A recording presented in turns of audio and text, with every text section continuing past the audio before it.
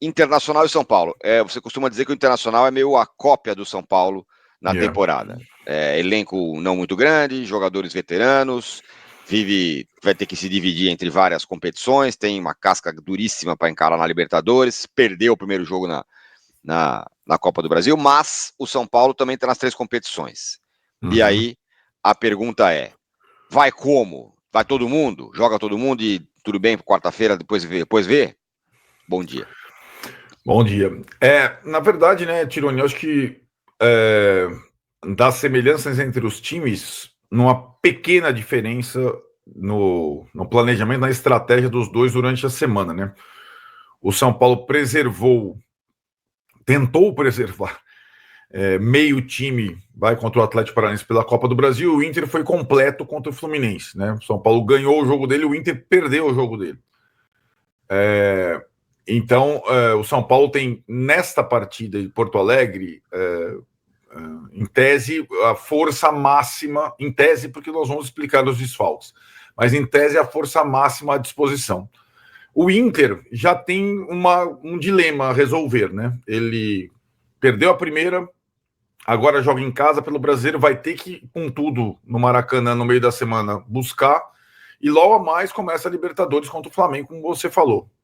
Então é possível que o Inter poupe um ou outro jogador, coisa que o São Paulo não fará nesse jogo de Beira-Rio, né? Vai ser o São Paulo com o que tem de melhor dos disponíveis. O Inter ainda tem algumas dúvidas, sobretudo pela sobrecarga de alguns jogadores. Acho que talvez é aquela situação. O dono do time, Alan Patrick, vai começar jogando ou não? Essa é uma dúvida pela sequência de jogos que ele tem, né? Sim. Bem, vamos falar já do como vem o São Paulo quando fala força máxima possível. Claro, os caras lá ainda não voltam, o Lucas não volta, os caras não voltam, essa turma toda aí tá... A galera já nem conta mais com eles, vamos falar o português claro, né? Ninguém conta muito. Que agora tem mais um desfalque por lesão, o Wendel, né? Então a gente enumera os desfalques, depois tem gente suspensa e assim vai. Pois é. Olha, Arnaldo, você sabe que o dia dos licenciados. Muito bem, Arnaldo, você falou, vamos com o que tiver de melhor. Isso. O que tiver de melhor na minha cabeça é o time que vinha jogando, não o da Copa do Brasil. Isso. O do Fluminense. Né? O do Fluminense. Considerando que o Ferrarese suspenso volta, mas os outros caras estão todos, os zagueiros já estão pendurados, fora outros caras também. Certo? Aí, Alisson também e por aí vai. Mas vamos lá, me fala. Calma, vamos por partes, né? A volta do Ferrarese, que não pôde jogar a Copa do Brasil porque estava suspenso, é a novidade, mas aí você já não tem o Alan Franco que está suspenso. Então, essa alteração me parece a óbvia. Entre o Ferrarese saiu o Alan Franco, que, aliás, jogou no lado direito da defesa contra o Atlético Paranaense, foi capitão do time, aliás. Tá para renovar contrato, renova, pelo amor de Deus. E se arrastou agora no final, que estava muito cansado. A gente estava lá e viu. Ele precisa descansar um pouco. Mas aí vai, Ferrarese, Arboleda e Sabino, e aí sem zagueiro no banco. Aquilo que a gente está falando é a mesma coisa do jogo do Atlético Paranaense. Acho que numa emergência talvez o Negruti seja utilizado como zagueiro improvisado, mas o trio de zaga seria formado por Ferrarese, Arboleda e Sabino. Antes dos 3 zagueiros tem a volta do Rafael, goleiro, que foi preservado. Verdade. No contra o Atlético Paranaense, jogou o Jandrei sob muita desconfiança. E aí também, né, Tironi, as alas não tem muito segredo, né? O Enzo vai jogar porque o Wendel tá machucado. Agora o Wendel vai ficar um mês fora, 3 a 4 semanas.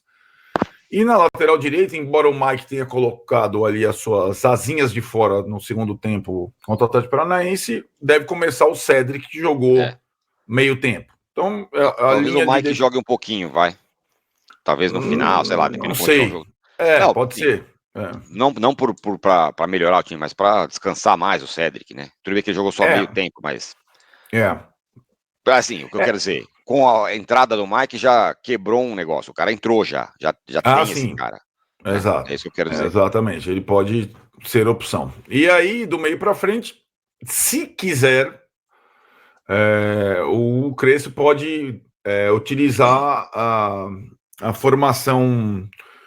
não do jogo do Fluminense, porque no jogo do Fluminense, lembremos, também teve revezamento, o Ferreirinha começou jogando, o Ferreirinha está suspenso. Isso, então, verdade. Outro suspenso. Ferreirinha e Alan Franco estão suspensos. Mas ele pode escalar, por exemplo, aquilo que vinha jogando contra o Corinthians, que é Marcos Antônio, Bobadilha, Alisson, já que o Oscar está machucado, André Silva e Luciano. Né? Então, só poderia não tem por que ser muito diferente disso, né? Não tem muita perspectiva. Numa loucura total, porque o Rodriguinho jogou bem, jogar o Rodriguinho, mas acho talvez entre no caminho. Jogar o Rodriguinho no lugar do Alisson, mas talvez não nesse jogo fora de casa, acho né? Que não, Enfim. também acho que não. Então, a gente perdeu muito jogador, mas ganhou bem, entre aspas, o Rodriguinho, que tá com mais confiança, e até saiu os balões. Olha, tá vendo? E o Mike. Vai. Então, essa aqui. Não é nada, mas não é nada.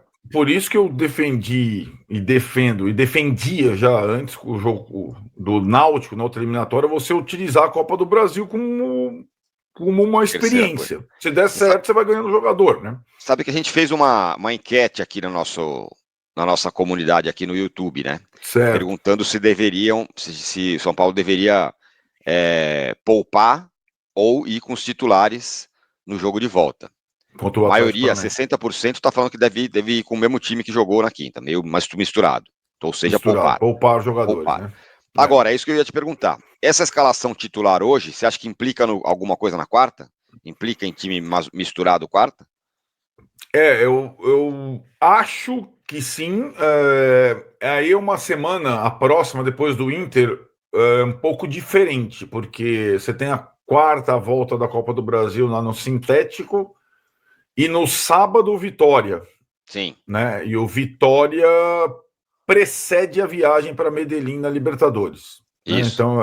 Então, eu imagino, Tironi, que ele vai misturar na quarta e misturar no sábado. E contra o Inter ele vai com o que ele tem de melhor. É a minha impressão. Né? Uhum. Tem que lembrar que para o sábado, contra o Vitória, talvez o Lucas esteja disponível para ir ao banco. É verdade, pode ir para o banco. E tem que lembrar também que o São Paulo tem 7 pendurados nesse jogo contra o Internacional, que se levarem o amarelo pode desfalcar o time. Hein?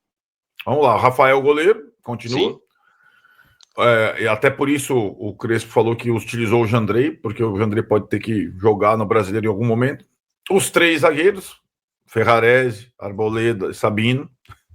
Os 2 volantes, Pablo Maia, a gente nem colocou o Pablo Maia no time. Pablo Maia, Bobadilha e o André Silva. Ou seja, são 7 jogadores principais. Né? Eu vou bater na madeira só uma coisa. Imagina se 2 zagueiros tomam cartão no mesmo jogo, tipo hoje. Aí já não contra a Vitória, já não tem como ter 3 zagueiros. Cara, o número de zagueiros no elenco de São Paulo, para mim, é uma das aberrações desse momento da temporada, né? Porque a gente está comparando com o Inter, a gente já vai falar do Inter. O Inter já está contratando, já contratou e pode ter até estreia hoje, não investindo pesado no mercado, mas está contratando porque tem jogador lesionado, tem 3 frentes, etc. E o São Paulo com uma dificuldade imensa, né, de contratar reforços. Aliás, o Tironi está mergulhando nos detalhes da questão FIDIC econômica do São Paulo. Ele começou a entender melhor essa situação, então não me parece ser, pelo que o Tironi foi me passando, ele vai explicar isso em outros momentos, em outros vídeos.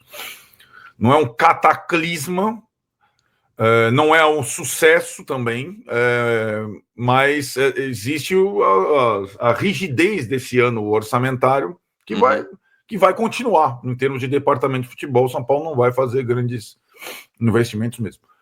Eu vou tentar saber mais. Assim, eu recebi uma explicação sobre FIDIC, o momento do São Paulo, que foi a melhor explicação que eu recebi, que é a melhor explicação possível para um cara que não entende patavina de finanças, esse negócio que é o meu caso. E que é o caso da maioria das pessoas. Para a gente transmitir. Para tentar explicar o que está acontecendo, como é que não está, se tá bom e tal. Mas eu preciso levantar mais informações. E aí eu vou fazer isso.